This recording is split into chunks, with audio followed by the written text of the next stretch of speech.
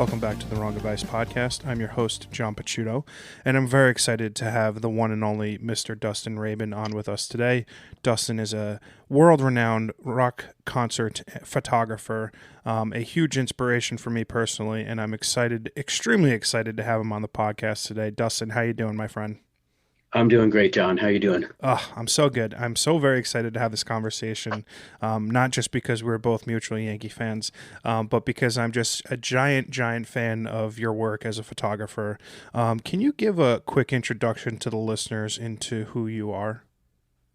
Sure. And first of all, I want to say thanks for having me, and I really appreciate those kind words about being a fan of my work. And also, it's great to talk to another Yankee fan because we don't have a lot of those where I live in Toronto. Yeah, my pleasure.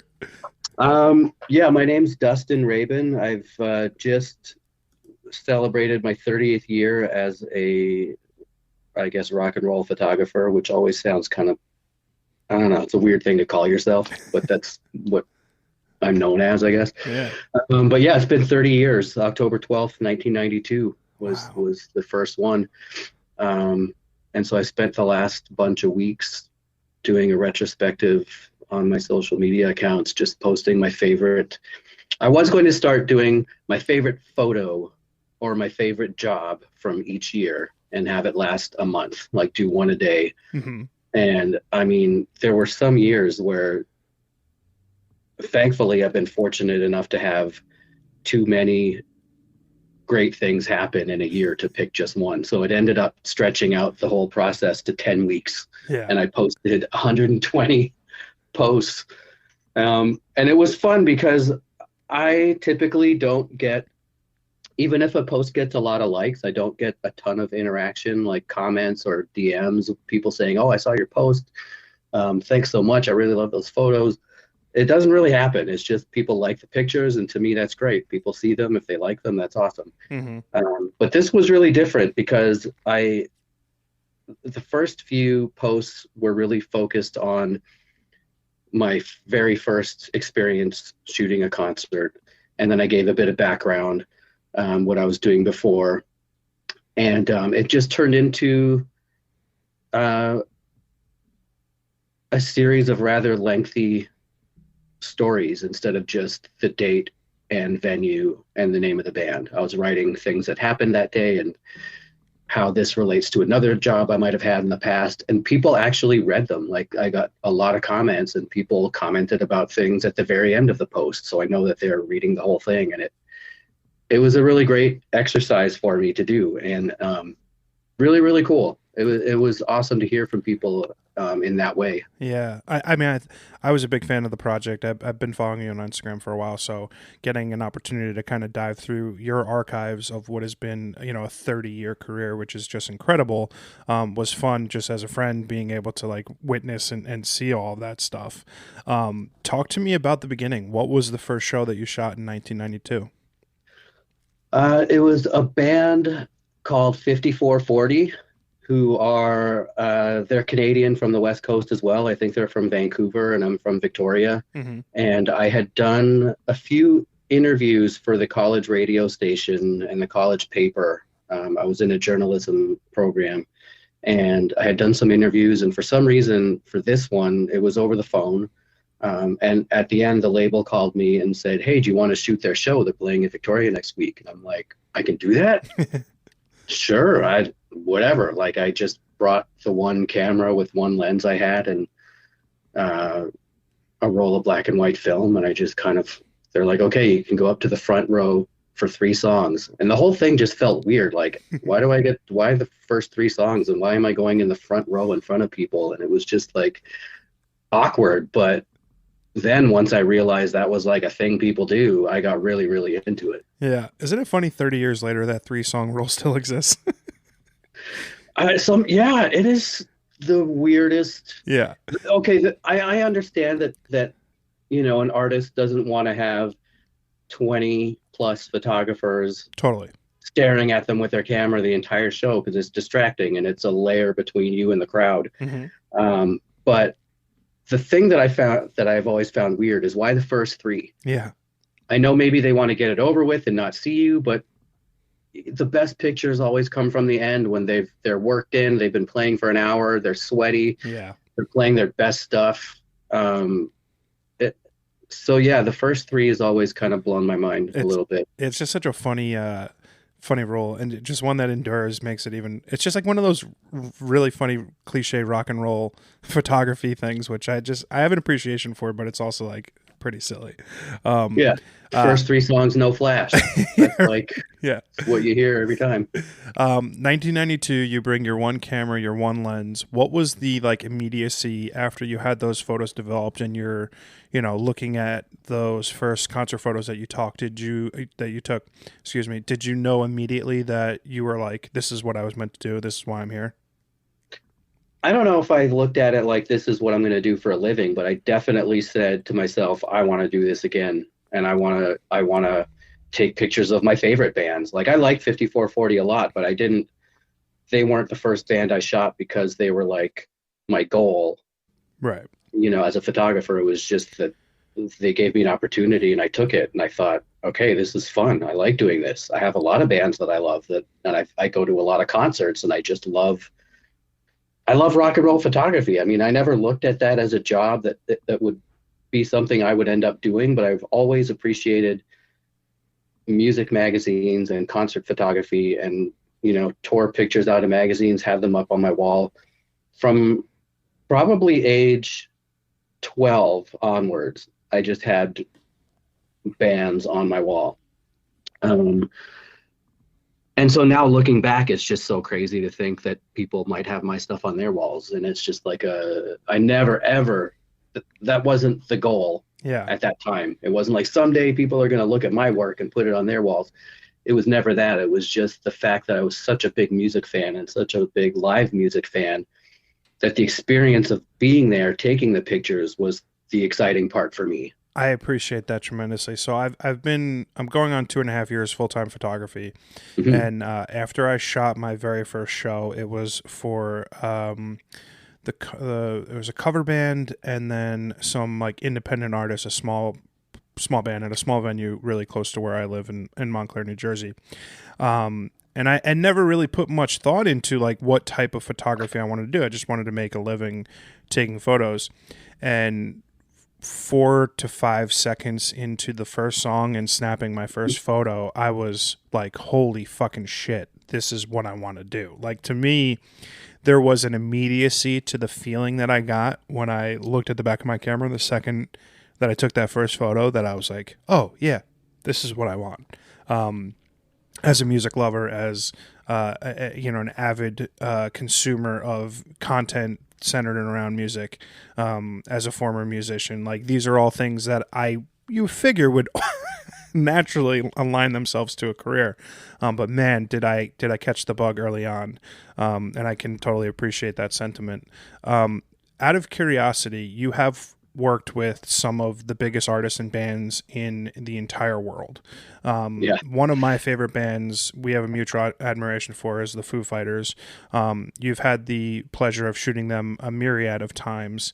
Talk to me a little bit about your relationship with that group, with some of those iconic photos that you've taken of Dave Grohl, and what that sort of process was like from the early years all the way up into, recently. I believe you guys shot something in like 2014. The last time I saw them was 2018 on their big stadium tour. But yeah, the first time was July 1995. Yeah. So I think they had just released the album. I saw them once before, a few months before, but they didn't approve. It wasn't them. It was a music conference in Vancouver, and the conference didn't approve me for accreditation that year. Mm-hmm. And because I didn't have anybody to shoot for, but that's another thing we can talk about later. Yeah. So I don't think the album was out when they played that first time, but the second time they came in July, they had a record out, and it was in everybody's eyes, he was still the drummer from Nirvana because he still hadn't taken the Foo Fighters to the point where they were a standalone band.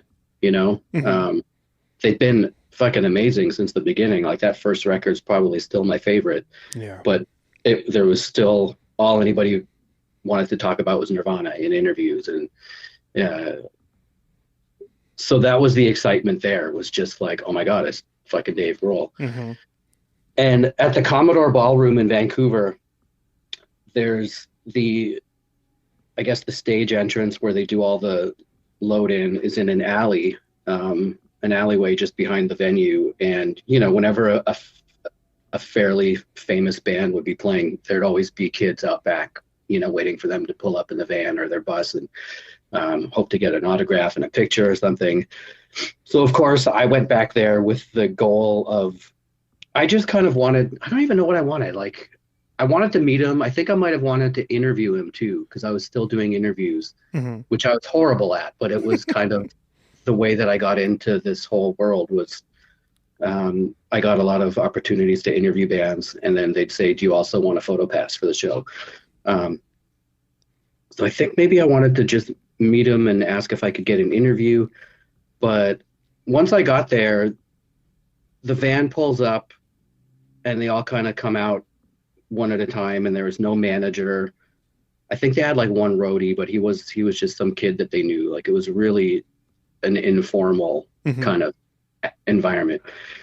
Long story short, people were all kind of staring at him, like just loading his gear and talking to the local crew and whatever. And it just felt awkward having like 30 people or 40 people in a circle around him just trying to work. And finally, when he was done talking to the guy from the venue, I just went up to him. Mm-hmm. And I said, hey, my name's Dustin. He goes, hey, I'm Dave. And I said, I'm shooting the show tonight. I'd love to somehow get these pictures to you. And he goes, yeah, well, give me your info and we'll get in touch. And I gave him my card, and he was like, cool, thanks. And he put it in his pocket, and I kind of walked away like, holy shit, that was unbelievable. And he actually, oh no, wait, one more very important thing happened right after that was he said, we're playing in Seattle in a couple of days if you want to come see us there too. And I said, sure. So he put me on said he was going to put me on with +3 so I could bring 3 friends. It was a bit of a drive though. So I told my friends, it's going to take us a few hours to get there. We might not even be on the list, but let's see what happens. Worth the risk. Yeah. And I got there, and I was there +3, and I had one all access pass, and I walked in the venue before doors opened, and Dave happened to be right there, and he's like, dude, you made it. I'm like, holy shit, man, I can't believe you put me on the guest list. And he pulled my card out of his pocket, and he's like, I told you. Wow. Like and then we had a really long chat after the show. And he just, I don't know, he just kind of took a liking to me and said, if we're ever playing wherever you live, or, we're in the same place at the same time, bring your camera. And he was really supportive, I guess you could say. He always gave me access, and he was always appreciative when I'd bring him prints from the last time I saw him, and it just kind of started from there. And then it was so exciting that I would travel to go see them, knowing that I could probably get in to take pictures. And then it really boosted my portfolio. It boosted my confidence.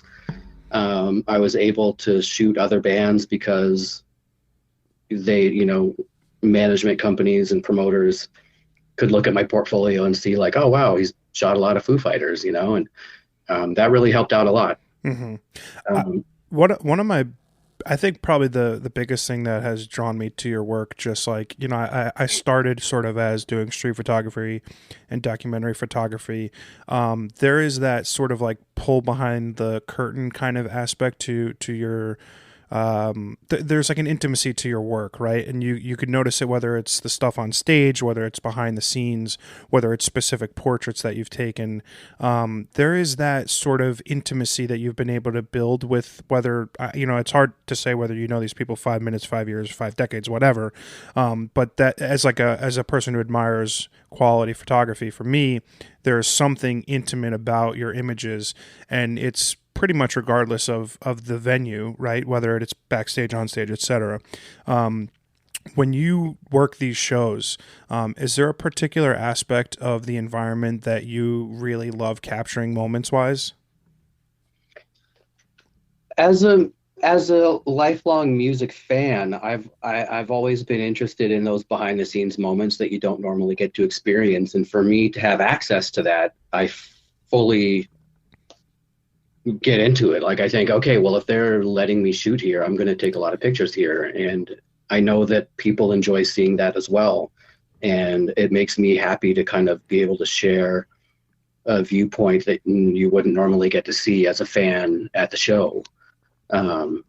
Because I almost feel like it would be kind of selfish of me to get like this golden ticket and not really share the experience with other people, because I'm a huge music fan myself and I know how much I would love to see that, you know. Oh, that's fucking cool. I appreciate that.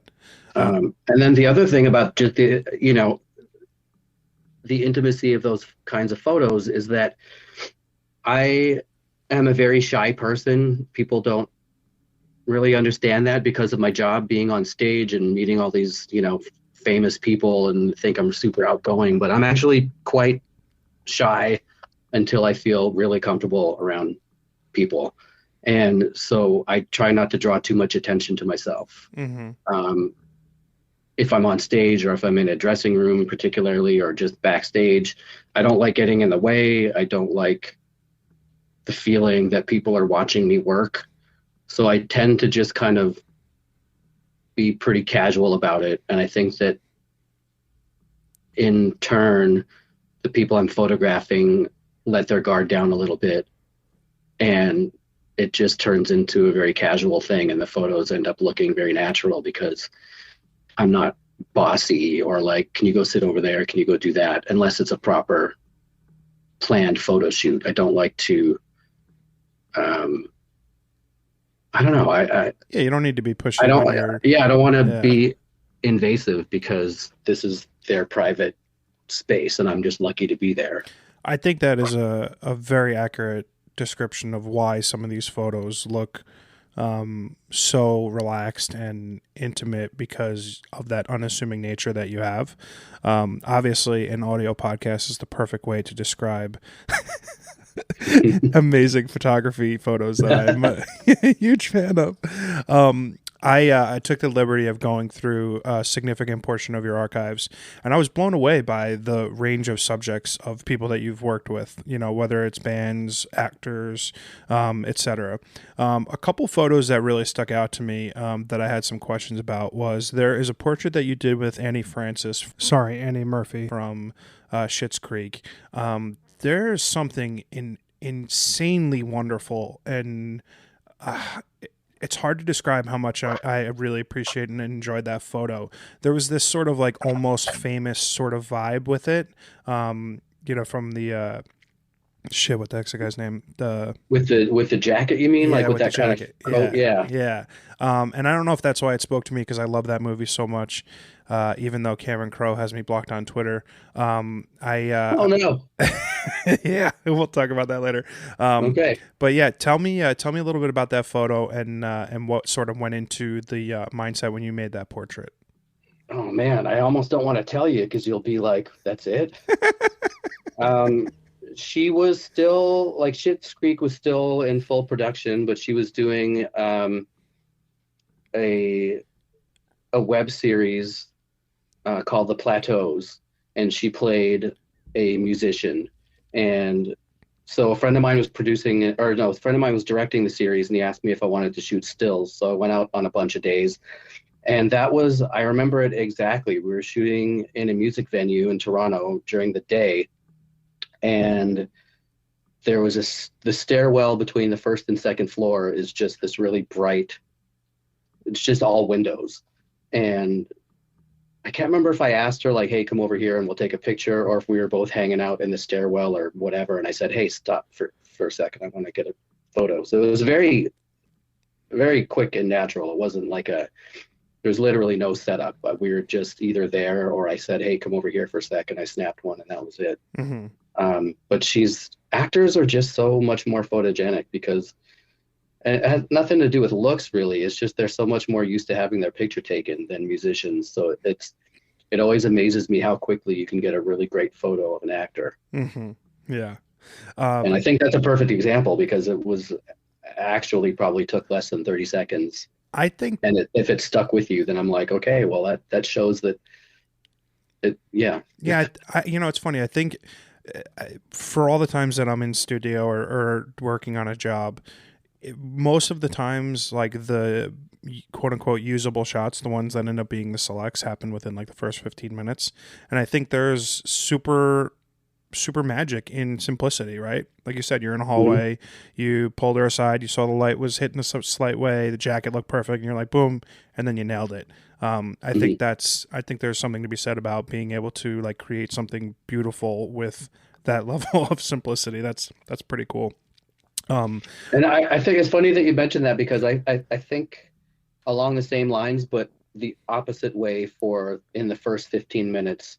For me, it's usually the stuff at the end of the day, but that's because after getting all the shots that I thought I needed and the ones that I had to light a specific way, those are all out of the way, and now I can just kind of have fun for the last little bit. ooh, that I So do agree it with. I do agree with so that. it's for me, it's the opposite. It's the last bit far as the big instead of the beginning, but it's for the same reasons. It's Yeah. because it's simple and you're not Yeah, once you check trying to off nail that, that shot. yeah, Yeah. you check off the shot list, you're like, okay, now I can kind of relax and do the things that I want to do. And yeah, no, I agree with that. That makes sense. And I think the subject relaxes at that point too, because they figure, okay, we're done. Okay, cool. Yeah. No, I think it's funny because, like, like you said, you're shy, and I wonder if there's a bit of unassumingness about you that allows for like a quick amount of rapport to be built amongst strangers, right? Like, celebrities are just us, musicians are just like us, but at the end of the day, they get hounded for this stuff a lot. So I'm curious if you think maybe that shyness or unassumingness of your ease in which you come to approach a subject helps sort of get this candid, sort of beauty. It's hard to say.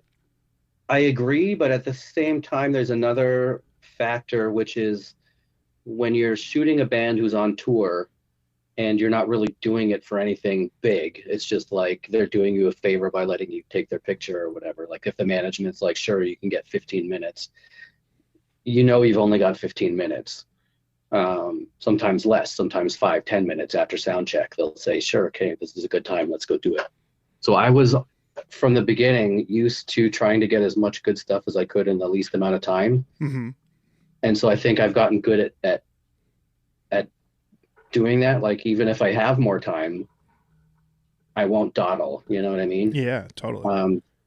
So I think that's where it came from. But as far as relating to people in a short amount of time, yeah, I feel like I'm pretty easy to talk to myself, so I'm Yeah. not, I don't know.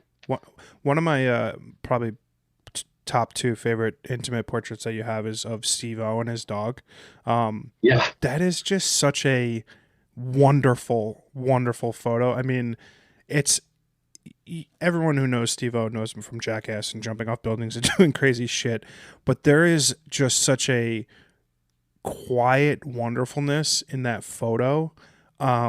And it's just like, I'm a dog person, so like seeing a person and their dog together, I don't know, man, that photo just really stuck out to me as something that like really touched me. Just like, when you're going through someone's work and getting an idea of what type of photographer they are and what type of work they produce and what their work and art says to who they are.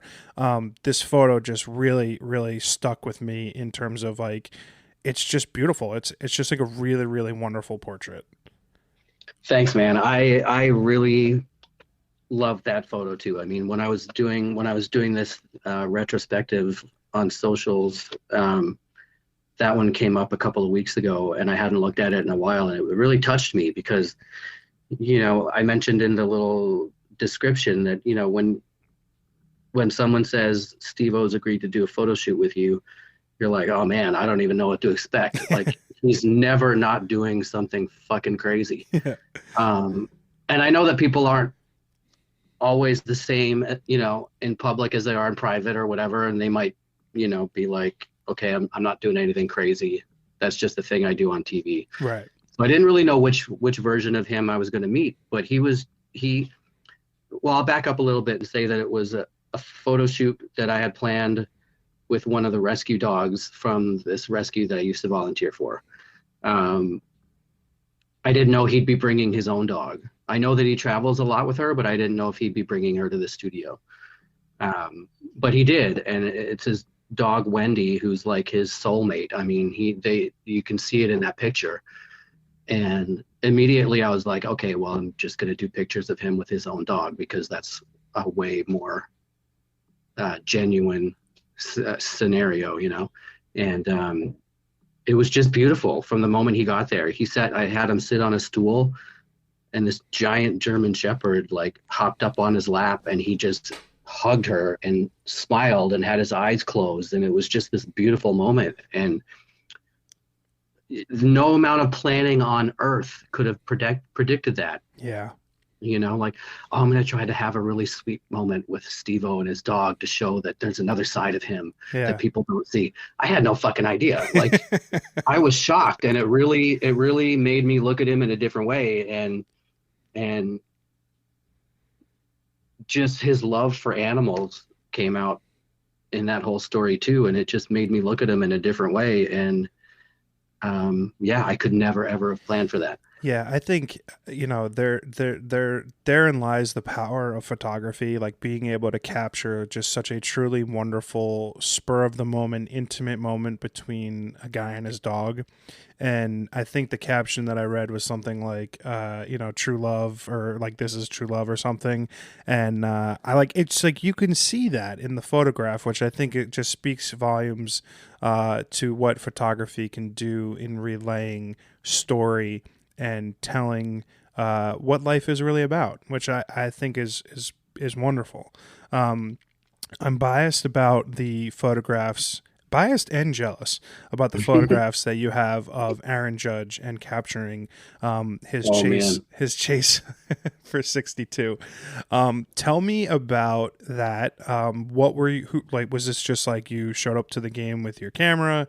Did you have a pass? Like, what was the process like? Because there is a photo of, I think he launched his 61st home run, and it's like the tying home run. Yeah, he's like perfectly sort of you know, spun around, and it's like this perfect like back silhouette, him watching the trajectory of the ball kind of thing. Talk to me about what that was like, capturing that moment as a fellow Yankees fan. Well, the streak that he was on, I just assumed that he would have surpassed the record long before the final series in Toronto. Mm-hmm. So I hadn't really planned on shooting that until a week or so before. I was like, damn, this might line up that he'll do it here. Yeah.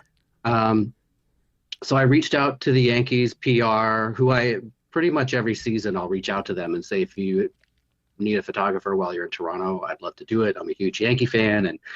And you know, as usual, it's like, thanks, but we've already got someone touring. Like, you know, they have a photographer that goes on the road with them. Mm-hmm. And I thought, okay, well, I'm just going to buy tickets and try to find the best place for each game to be able to shoot from. And the one where I got the seats I had for that night, never in a million years that I think I would get. Yeah. Game one, I was in the front row of right field bleachers. So I thought, well, at least I'll get to see him up close if he's playing right field. Mm-hmm. And just photograph him on the field. And every at bat, I'd be zoomed in on home plate and just like, this is the one, you know. And then he struck out 4 times. Or he walked like 8 times over 3 days. Yeah, right. Yeah. And then the second game, I was in the front row on the 500 level, but right behind home plate. So even though it's really high up, you're not that far back. And I could get him to fill the whole frame. It was like, I thought, okay, I'm so glad he didn't get it yesterday, because this is the place right here. I'm going to get it. And all 5 at bats, he walked or struck out or got a hit. I think 1 hit. And again, I thought, oh man, that would have been so great. These seats were fucking perfect. And then the third night, I was going with my buddy John, and he said that his aunt's friends had season tickets, and they were behind the Yankee dugout, like 8 rows back. And I thought, oh, okay, well, that'll be pretty fun, you know? And I get there, and just because of the way that it's laid out, like the first row along the first baseline is kind of in front of the dugout. Mm-hmm. So if you can imagine the seats right behind the dugout, row 8 is actually the first row. Oh, shit. Because right behind the dugout, it starts at row 8. So I was on the dugout right there. And the steps that lead up and down to the dugout were right in front of me. So the players were like 5 feet away. Oh, and the night before when I was looking down at where the photo pit is for media, I pointed down there and I told my friend, I said, there's the Yankees photographer. That's going to be me someday. Yeah. And then the next day, I swear to God, she was 5 feet away from me because the seat was absolutely the perfect seat in the whole 50,000 seat stadium for me to be. Mm-hmm. And it was completely unexpected. And unobstructed. Unobstructed. It was wild. Yeah. I mean, that's one of those things that people don't understand unless you're a big baseball fan or, especially if you're not a Yankees fan. But that was like a monumentally historic moment. It was one of the greatest moments of my entire life. I'm not even exaggerating. Like, I grew up a Yankees fan. My dad passed away when I was 21, and he raised me a Yankee fan. So I always feel like it's a connection I still have with him. Oh. And just to feel that, I don't know, I'd been planning and working so hard for weeks trying to get a pass and trying to get the perfect seat. And then at the last minute, my friend says, yeah, we've got these seats behind the dugout, and they were better than we expected. I don't know. It was wild. And the seat to the left of me, like this play, it was as sold out as it gets for a Toronto game when they're not in the playoffs. And the seat next to me was empty for the first bit. And I thought, oh, this is good because now I can kind of lean over to my left to get around that, like where the wire comes down to hold up the net. Mm-hmm. I was kind of blocking my view.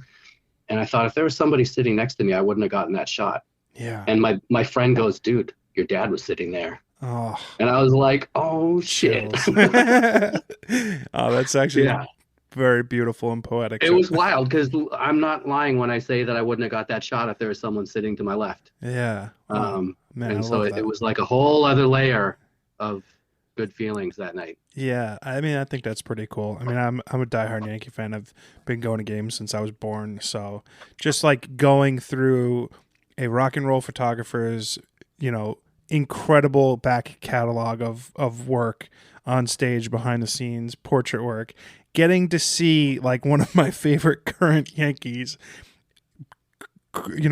accomplishing a monumental career goal and you getting an opportunity to photograph it was pretty cool for me. And they're just like really awesome, great photos, which is pretty fantastic. You've had an extremely lengthy career, right? 30 years. When you go through a timeline and sort of do the retrospective that you have over the last 10 or so weeks, looking back, what is that process like for you when you're looking at what has been an accumulation of incredible moments, incredible memories, getting to document some of the biggest, most famous people on earth? What comes to mind when you have an opportunity to go through that sort of retrospective? 2 words: exciting and overwhelming. Yeah. Because at first, like I said, I thought it would last a couple of weeks and I'd pick one picture per year. I don't know what I was thinking. I know that's not possible to do. To pick one photo from a job is hard, when you're going through pictures, but for a whole year. And I got a little bit overwhelmed after the first week because I thought this could last a month or 2. And I really thought I'd try to get it all done within a month, and it took 10 weeks. Mm-hmm. And it, bad problem to have, that I have too much stuff. But I think the process was I have a job list, like a written list of jobs in a book. And I went through that and I looked at each one and thought, okay, was there anything great here? Was there anything great there? And it was pretty easy for me to pick out the jobs that I wanted to feature, but then picking the photos within those was really tough. And I maximized pretty much every post. I think like on Instagram, you can do 10 per post, and a lot of them had 10 because I have a hard time deciding. Was there any moment when you were going through some of those jobs and looking at some of those photos where you were like had to pinch yourself or like, holy shit, like I can't believe I fucking did this? Like how many times were you like pinching yourself that like this was your life? I've got bruises on my arm, let's put it that way. And I'm not saying that to brag, like that I've had a lot of cool things happen, but it's more of the gratitude that I have, but also just the realization that this isn't normal. Like this isn't something you can just pick up and accomplish. Like these are incredible things that I've been fortunate enough to be able to do, and I understand the rarity of those things. Yeah. So I don't I so when I'm looking through these, and I still think like, holy shit, I can't believe I did that. I didn't believe it at the time, and I still don't, because I still haven't come to a point, and I don't think I ever will, where it will just be like, yeah, whatever. I've done that a million times. Like I know people like that, I know, and Yeah. whatever their job is, they'll do crazy stuff that anybody would kill to be able to do. And after a certain point, they're like, whatever, man, it's just a job. Mm-hmm. And I hope I don't think, and I'm pretty confident I'll never get to that point, Yeah. because I love it so much that I appreciate every single second of it. You know what I mean? Yeah, no, I totally relate. It's very funny because we're having this conversation in polar opposite directions of careers, right? Mine's very much beginning. You have 30 years under your belt, and Hmm. my goal in life is to be a tour photographer, is to go on tour with a band or a musician that I adore and be able to have that documenting process. It's been all I've sort of been trying to put together for myself over the last 2.5 years. Hmm. It's clear that this would be this type of career that would allow one to like continue that amazement and be constantly happy and excited to get to do it, because it is not normal to be able to have that level of access and be able to put together a body of work that spans such a long period of time. I mean, it's goals. It's hashtag photography goals. Like I I can, know. yeah, it's fucking awesome. Yeah, it's wild because while it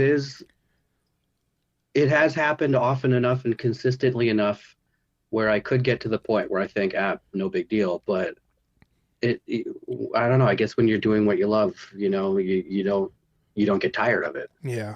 Um, and I think I'll just go real quickly back to the whole thing with the Foo Fighters, is that pretty much every major milestone I've had in my career is due to that meeting when I met Dave and gave him my card, and he said, "Why don't you come down to Seattle?" Um, That Either sounds like, directly or sorry to yeah, interrupt you. That sounds like yeah, the opening to your biography. it will be Yeah. for sure. Why don't Whenever that Yeah, happens, why don't you it's come it down to Seattle? yeah. It sounds like a great first line. Sorry, go ahead. No, but no, I know it just sounds too crazy to be real, but and it's directly and indirectly. And when I say that, it's either directly because he is friends with somebody that I want to photograph, and if they said, "Hey, I saw that you know this guy Dustin and wants to shoot me.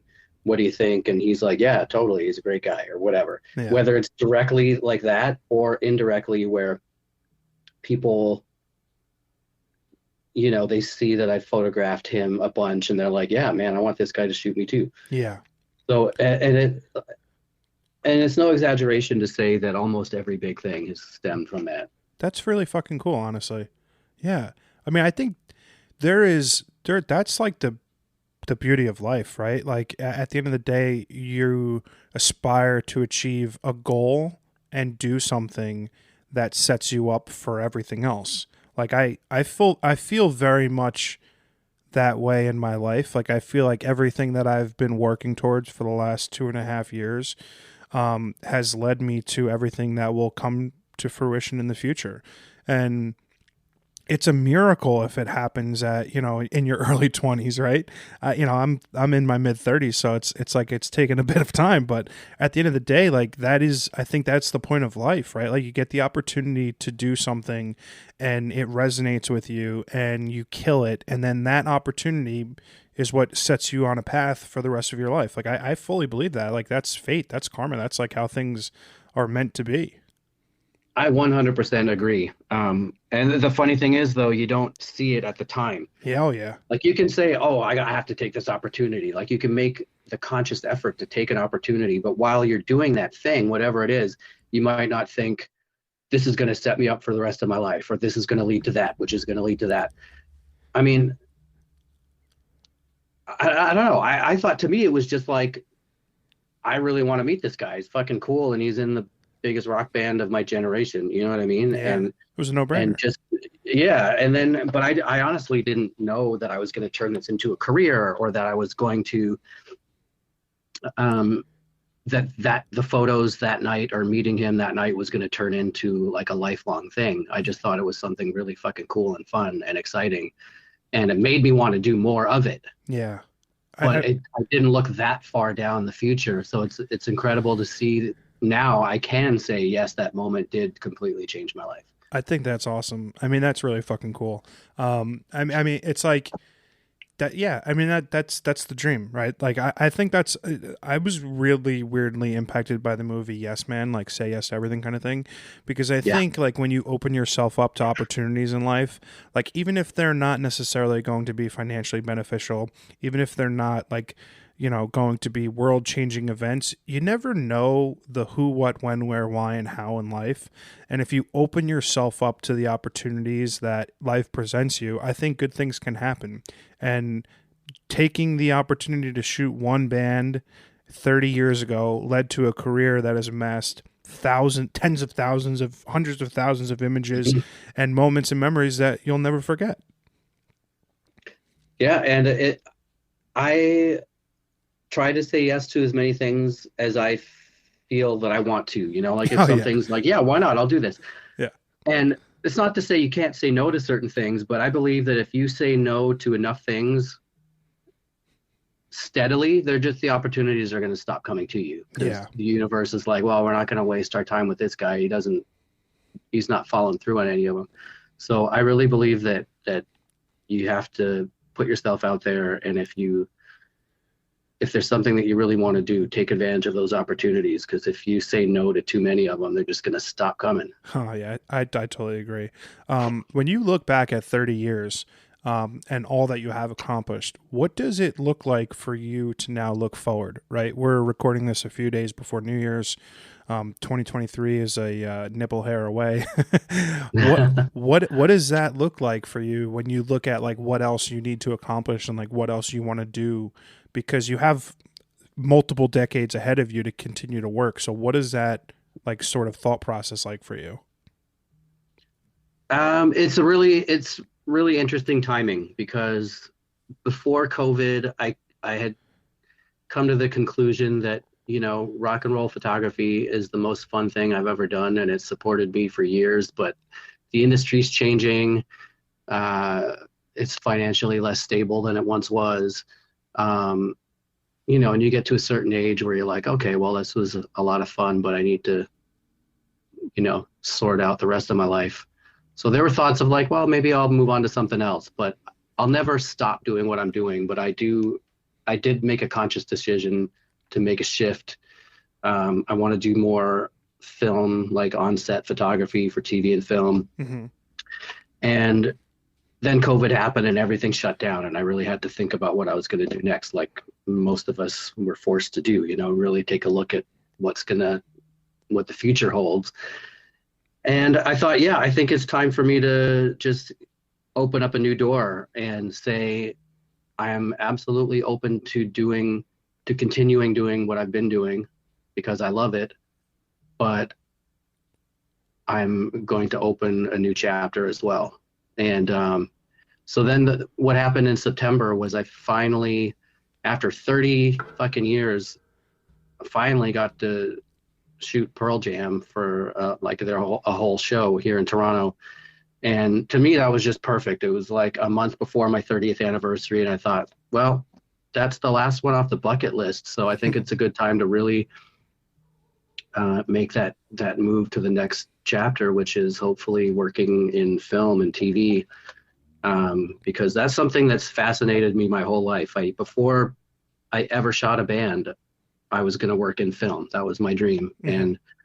And I was, working as a production assistant and working in the art department and doing a whole ton of stuff until I hit 19 or 20. Or actually, I stopped all that when my dad passed away, because he was working in that world too, and it was just too hard for me to continue working with all of his colleagues. And so that's why I made the shift to photography. Yeah. So it's funny that now I'm like, well, I'm going to go back to film, but in a different capacity. I want to be a photographer on film. I don't want to work in the same departments that I thought I would be growing up, but I want to work in film. Yeah. I mean, I relate to that tremendously. I like, you know, there seems to be a sort of natural progression in, content creation that everything is going video in the future. And for me, I'm not the biggest fan of, I have no aspirations of being a director. Like, incorporating some amount of videography into my photography work is going to be a necessity just for stupid fucking algorithm purposes.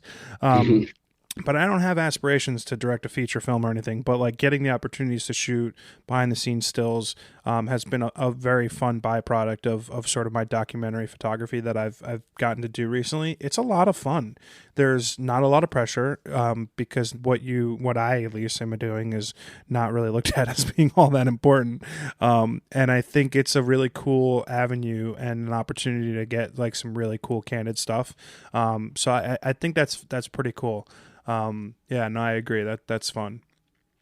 And it is, I mean, when you break it down, it's pretty much the exact same thing with different people. It's documentation. It's you don't have control over much other than the framing Hmm. and your exposure and capturing the right moment. Like you can't direct the people to do what you think would look cool because they're making a movie. They're Yeah. not there to get, or they're playing a rock show. And same thing with lighting. You just have to take whatever the lighting director at a concert or the director of photography decides on a movie set, and just work with that. So it's really very similar, and it's still behind the scenes in the entertainment world, which is what I love the most because I like being able to see what happens behind the scenes. I like being able to show people what goes on, and so it's just it's actors versus musicians, but it's this, everything else to me is identical Hmm. in the workflow. Yeah, I like that. I'm very curious. First things first, if you've ever done any street photography. I would say no, never. I mean, I have photographs that are of people on the street, but I would never consider myself a street photographer because that is an art unto its own that I cannot again, because of my shyness, I feel like people are staring at me when I'm holding a camera, but they're not. But Yeah, in my mind, yeah, I'm not comfortable doing street photography, and I have such a huge admiration for the greats because um, they put so much of themselves into each picture. yeah. Uh, I'm a little yeah, surprised to hear that, just because there's so much of that sort of street documentary style to your work I'm shocked that it's never been something that you've really spent much time doing, because like your work is very evocative of that sort of street and documentary style. well, I think that the big difference for me is the um, being self-conscious. Hmm. Like taking pictures where people don't aren't there to get their picture taken, or they don't know that you're there. They Yeah, didn't ask you to be there. To me, that I feel very, very self-conscious. yeah, Whereas even when I'm in a private area of like a dressing room, they know I'm there. right. I'm not like, oh, I hope they don't see me, or I hope that they don't yell at me for taking a picture. So the style is very reminiscent because I am capturing moments that are not planned, but at the same time, for me, there's less of a self-conscious feeling because at least I know that if they want me to leave, they can say, "Could you just leave for a minute or Yeah, whatever?" But no, they know that I'm there. yeah, I get that.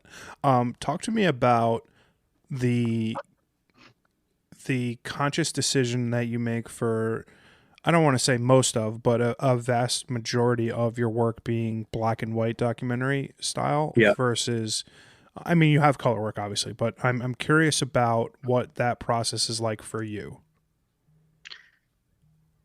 For concerts specifically, when I started, it was all film for years and years and smaller venues with not great lighting. If you get hit with a show that's all red lights, you're not going to get anything. Yeah. And if it's black and white, that solves that problem. So for a lot of it, it was that. And then I started to grow to like the look of black and white over color. And for documentary photography, I just feel like seeing a photo in black and white of a scene where people aren't looking at you, where it could be street photography or it could be documentary photography. I think it just leads you to think of it as being more of a candid moment Yeah. as a viewer. And so I tend to present my work that way because it is documentary work. Yeah, I like that.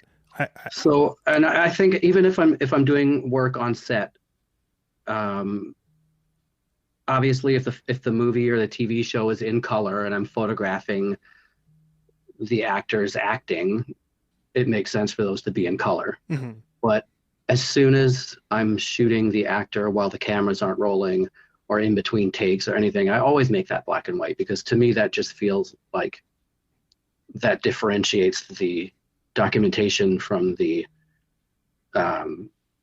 production stills, which are basically trying to capture what the motion picture camera is capturing. Yeah.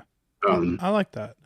Yeah, I very much prefer rock and roll photography to be done in black and white. I think a lot of what can be distracting from color cuts through when it's black and white. Mhm. There are so many pyrotechnics and lights and lasers and things that to me I just naturally gravitate towards black and white music photography. I think and like I agree with what you said. And I think that for some reason there is a innate ability for a black and white photo to sort of articulate a story slightly better when it's not muddied by the going on of all of the other light and things that are on in the scene. But yeah, I like that. I agree. And one word that you used is the word that I use all the time when I get asked this question is distracting. Yeah. You know, like a lot of the times, unless the shot calls for color and there's something that you want people to see because it was specifically in color, Mm-hmm. I find color distracting. Yeah.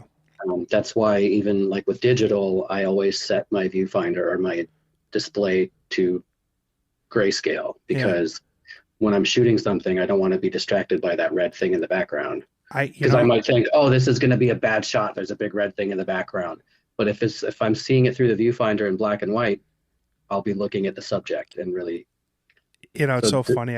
I do the same thing. I find it easier, whether it's a portrait session with a model, whatever it is, to know whether I nailed something by seeing it in black and white. Obviously, it's digital, so I'm capturing it in color. But I shoot in black and white, and then obviously when I uploaded it to my computer, it's fully colored. But it's easier for me to see in black and white. Like I don't know what it is. I did start my photography journey shooting film, even though it was in the 2000s. I just have a natural love for it. And the black and white film, probably my affinity for it started with like some of the great street photographers that I admire. And I like that style of documenting life, whether it's a person on the street, a musician, an athlete, whomever I'm shooting. I see the scenes in black and white, even though they're happening in color. Yeah, I totally agree. I just tend to default to black and white. And like I said, and you said, I do shoot in color as well. Like I have a lot of concert photos that are in color, but it's mostly because there's something extra special about the scene that was due to the color. Mm-hmm. But when all things created equal, if I just want to show people what I'm looking at, unless the color has something extra to add to the story, I just make it black and white. Yeah, no, I love that. You've had an opportunity to shoot probably one of the most iconic magazine, in Rolling Stone magazine. You shot a cover for them.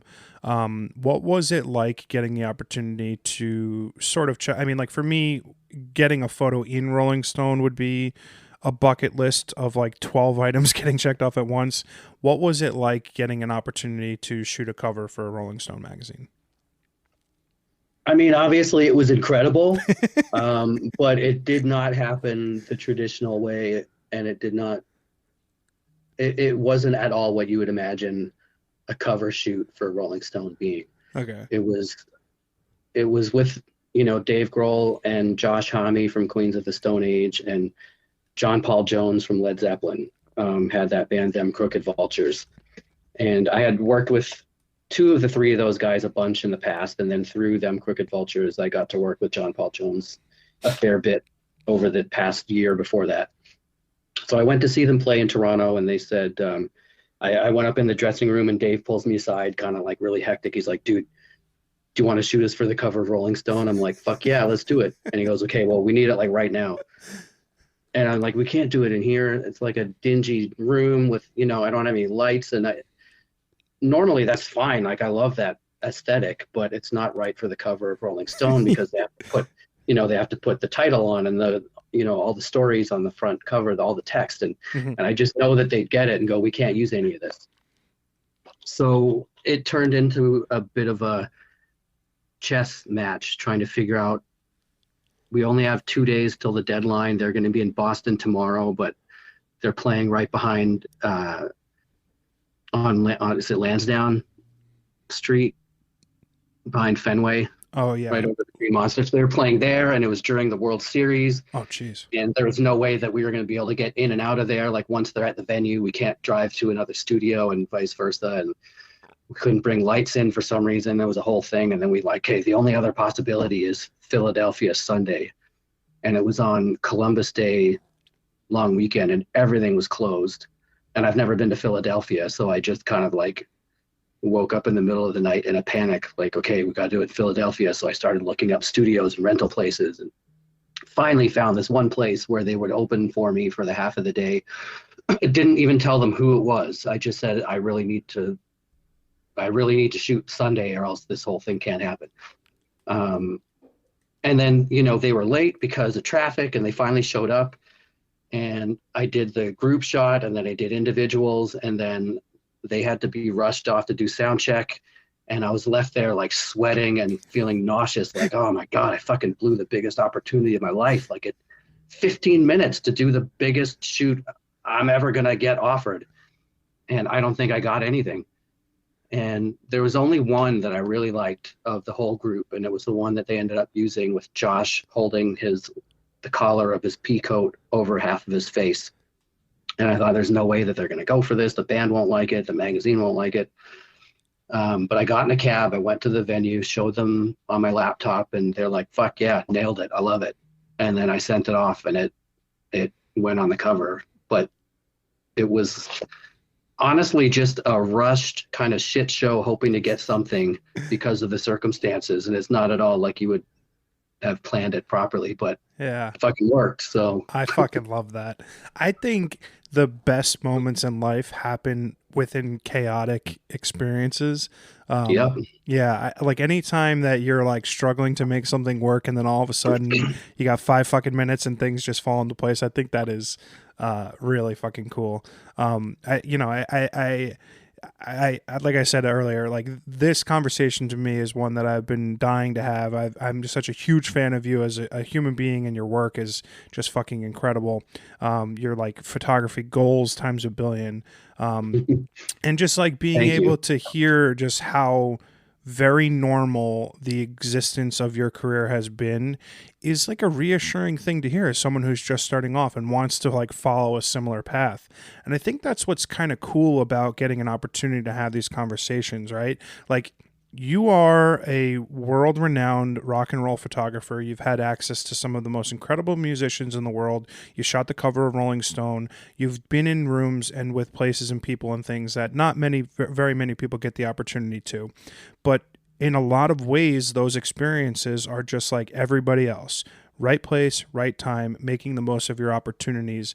And in a weird way, I think that's what the point of life is, putting yourself in the right place at the right time to make the most of your opportunities, and just being able to deliver on the things that you're asked of.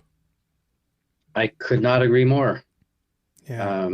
And yeah, a lot of the times you see the finished result and you think, wow, that must have taken a lot of planning, or this must have been really, big studio with a ton of lights. And I'm like, man, I got asked to do this at the last second. I didn't have any, or I had one light. I can't tell you how many times I just shoot with one light now because I was forced to in the beginning, either because of budgets or time or space or whatever. And now I just like that look, and that's what I'm used to doing. And yeah, you no matter how much planning you can do for something, 99% of the time it won't turn out the way you expected, and it could turn out even better. Yeah, I don't know what the quote. I'm going to butcher this, but it's like life is what happens when you're busy making other plans, right? Something like that. Mhm. And I'm a big believer in that. Dustin, I am beyond grateful for you taking the time out of your day to come on the podcast. I have an extremely cheesy line. If you've been on my podcast, you're part of my family. So welcome and thank you. And I'm just incredibly thankful and appreciative, and hope you have a great rest of your day. Well, thanks, and that goes for you too, John. I really appreciate the opportunity to come and talk with you. And yeah, I moments like this just make me feel like I've accomplished something. You know, when somebody else wants to talk to me about my life or talk to me about my experiences, it really it makes me feel good. So thank you. Oh, you're welcome, man. This has been my absolute pleasure and everything I could have asked for and more.